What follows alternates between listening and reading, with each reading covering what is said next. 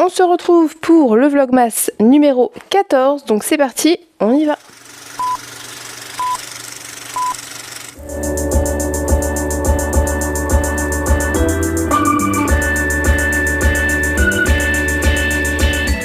J'espère que vous allez bien, on se retrouve aujourd'hui pour l'ouverture du calendrier de l'Avent numéro 14 qui est ici, que j'ai aussi sorti parce que toujours pour la même raison.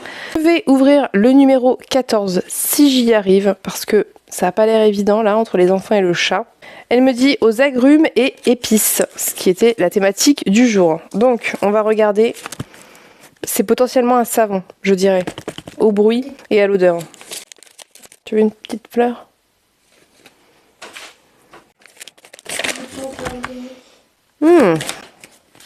C'est un petit savon édition hiver cannelle orange, saponifié à froid à partir d'huile 100% bio. Et il sent plutôt bon. Il sent même très bon, mais bizarrement il sent plus fort fermé que ouvert. Ouvert il sent plus fort le savon, alors qu'en fait ça émane une odeur, un espèce de parfum quand il n'est pas ouvert.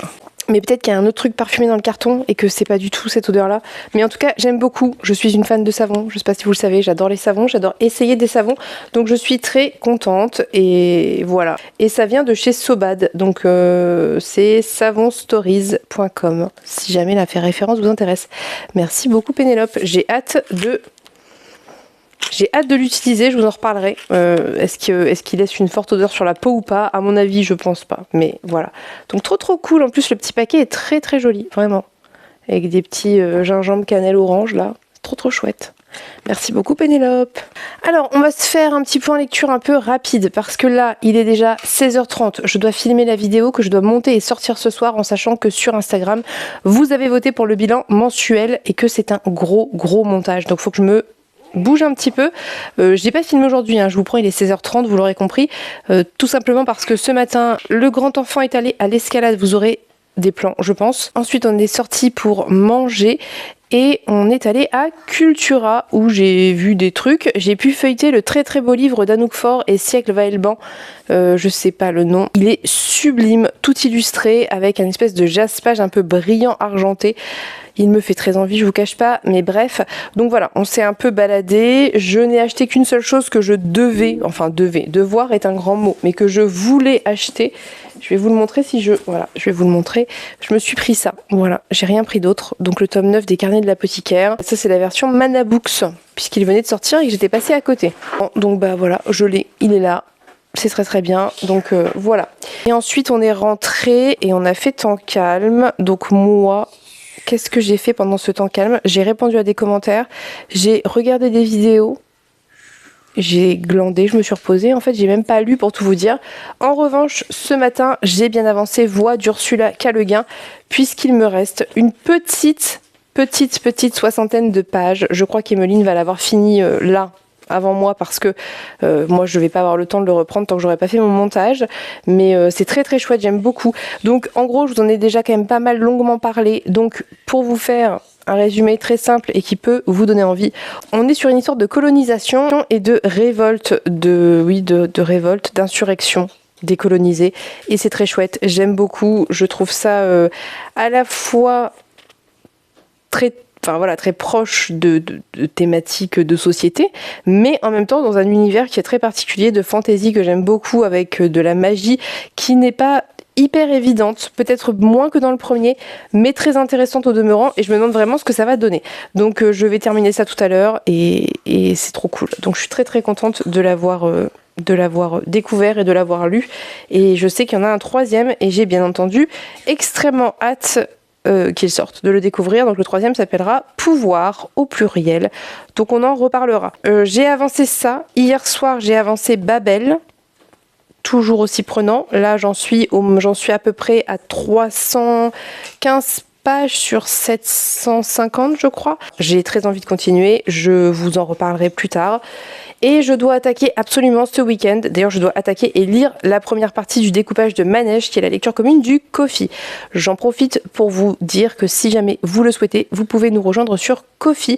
C'est une plateforme qui ressemble à Patreon et ça permet de me soutenir, de soutenir mon travail et de m'aider un petit peu financièrement. C'est dur à dire. Financièrement, pour l'achat du matériel, etc.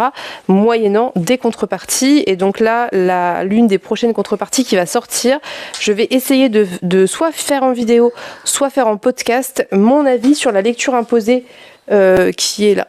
Donc mon avis sur la lecture imposée du Ko-fi, qui est donc Mortimer, que je dois aussi avancer puisque j'en suis ici. Donc voilà, plein de contreparties, celles qui sont prévues et des autres en plus, puisque par exemple la lecture imposée est une contrepartie, c'était Mortimer, et la contrepartie pas obligatoire mais que je vais rajouter parce que j'en ai envie, c'est mon avis, soit en podcast, soit en vidéo, bref. Je m'égare, n'hésitez pas, si ça vous intéresse, si vous le souhaitez, si vous êtes en accord avec ça, à venir me soutenir sur Ko-fi. Voilà, donc c'est tout pour le moment. Je n'ai rien reçu aujourd'hui. Je sais que lundi, je pense que je vais recevoir plein de trucs parce que je dois recevoir des petits cadeaux pour les copains-copines pour Noël. J'attends des trucs. J'ai acheté des cartes faites par une entreprise française pour mettre dans les petits colis. Des services de presse, notamment du Diable Vauvert. Et je sais plus, Gallmeister peut-être, mais je sais pas si c'est parti encore Gallmeister. C'est tout, et peut-être le colis d'anniversaire de Marion et de Myriam. Mais à mon avis, vu que c'est en mondial relais, je ne sais pas si vous avez suivi cette histoire absolument épique où Marion et Myriam, qui est donc une abonnée de YouTube, m'ont fait des cadeaux via ma wishlist Amazon et que j'avais pas modifié l'adresse parce que je suis un génie et du coup c'était parti à mon ancien logement et heureusement la nouvelle locataire avec qui j'avais déjà échangé au moment où nous on allait partir, etc. Donc je lui avais fait visiter la maison et tout, et bien avait mon numéro et a eu la grande gentillesse de me contacter, de me proposer de les réexpédier, ce qui est très gentil de sa part parce que sinon ça aurait été encore tout un micmac. Donc voilà, elle me les a réexpédiés et j'ai très hâte de les recevoir. Donc je vous tiendrai au courant, bien évidemment. Et c'est tout, je crois. Donc voilà, que c'est tout pour aujourd'hui. Je vous avoue que je suis un peu décalée, hein. Il est temps que les vacances arrivent parce que la fatigue se fait sentir. Je vais vous laisser, je vais aller filmer la vidéo. Déjà j'en ai pour au moins une demi-heure et après il faut que je la monte et j'en ai au moins pour 1h30. Voilà, un samedi après-midi, somme toute assez studieux. Donc je vous laisse, je vous reprends plus tard.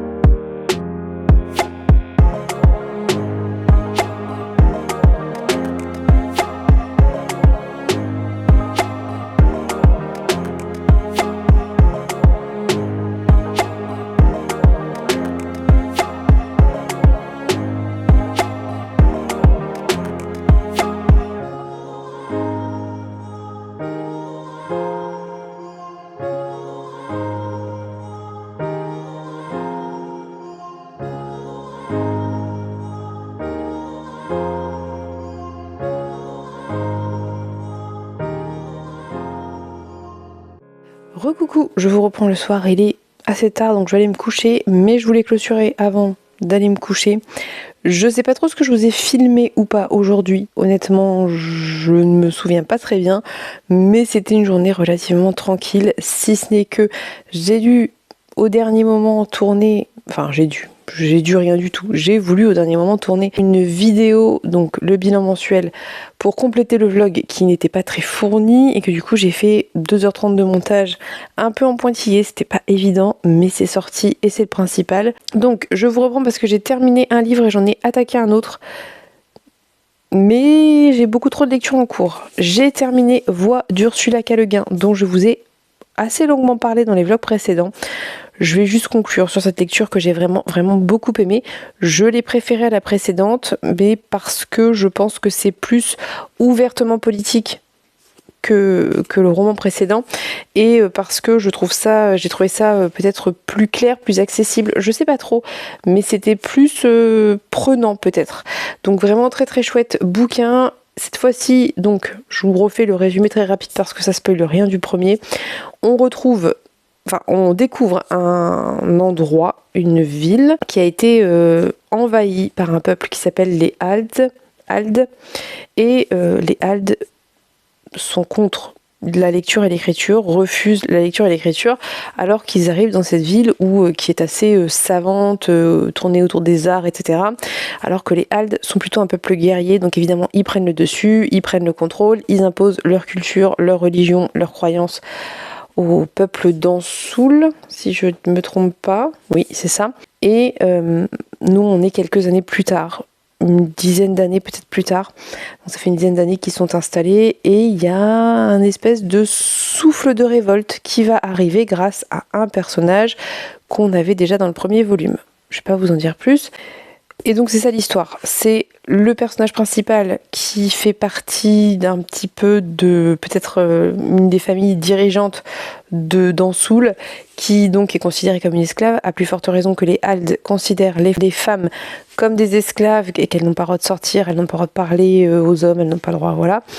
Donc il y a évidemment des thématiques très d'actualité aussi à travers ce roman, et on va suivre un peu cette révolte. C'est d'autant plus intéressant que qu'Ansoul est un peuple pacifique, mais jusqu'à un certain point, et c'est un peu de ça dont ça va parler. Ça va parler de révolte, ça va parler d'insurrection, ça va parler de violence, ça va parler de s'allier, se coordonner, se révolter, le point de rupture qui fait qu'on se révolte, tout ce qu'on peut subir avant d'en arriver à ce point de rupture, et ça va aussi parler à la fois de paix, mais aussi du coup de guerre, de violence, et ça va parler de compromission pour arriver à la paix.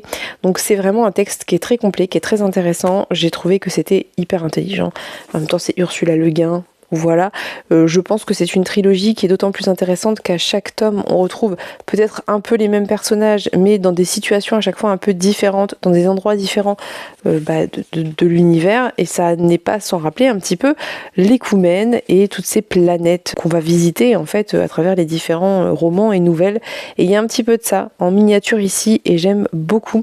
C'était vraiment un très très bon bouquin, les personnages étaient très réussis, la place de l'art, de l'écriture, de la littérature, de la culture est centrale, et c'est forcément quelque chose qui est intéressant et qu'on aime retrouver quand on aime lire.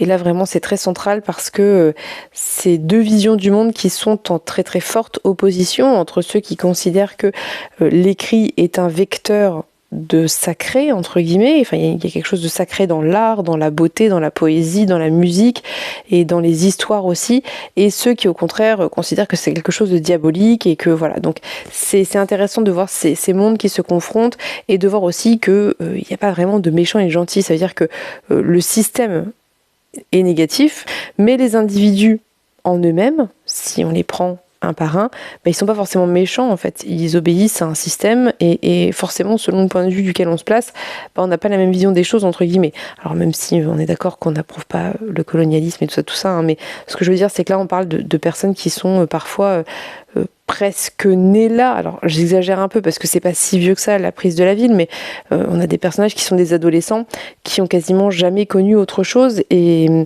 c'est d'autant plus intéressant, et c'est le cas de Neymar qui a donc 17 ans à la fin du bouquin, mais je sais plus à quel âge elle avait quand la ville a été prise, ça fait entre 7 et 10 ans, et qui va échanger avec un garçon qui est originaire d'Alde et qui est un soldat, et bref voilà.